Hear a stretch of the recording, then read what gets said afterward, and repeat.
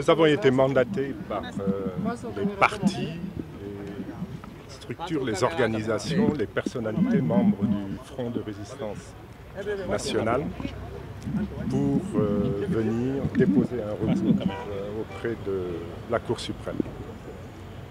Ce recours vise l'annulation de l'arrêté numéro 20025 du 23 août 2018 qui vient d'être pris par Monsieur le ministre de l'Intérieur et par lequel les fiches de parrainage sont rendues disponibles pour les partis et également pour les futurs parrains.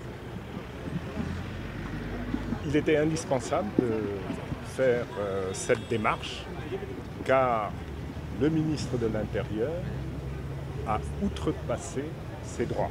Donc c'est un recours en annulation pour excès de pouvoir que nous venons d'introduire. Est-ce qu'un recours recevable? Il y a droit outrepassé parce que la loi est claire. Comme vous le savez, nous l'avons combattu. Nous nous sommes opposés à la modification de la Constitution en justifiant parce que c'est une modification qui était recherchée pour organiser des élections dans un sens donné, celui qui pourrait faciliter, permettre la victoire du candidat Macky Sall. Nous nous sommes ensuite opposés à la loi, à la modification de la loi qui faisait suite à celle de la Constitution.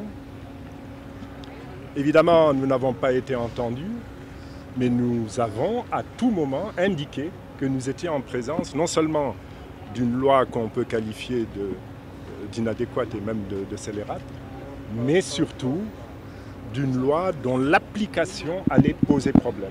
Et c'est le cas. Cette loi, puisqu'elle existe, puisqu'elle a été votée, sans conseil suffisant au président de la République et à ceux qui le suivent aveuglément, devient quasiment inapplicable.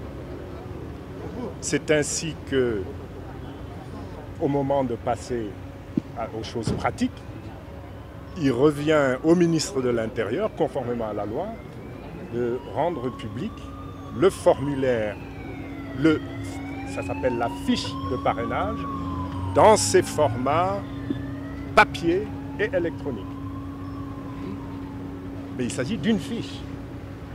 Alors, grande a été notre surprise hier, lorsqu'on a été mis en présence d'une fiche format papier et d'une fiche ou d'une liste, on ne sait même plus ce que c'est, différente, de format différent, sous le format numérique.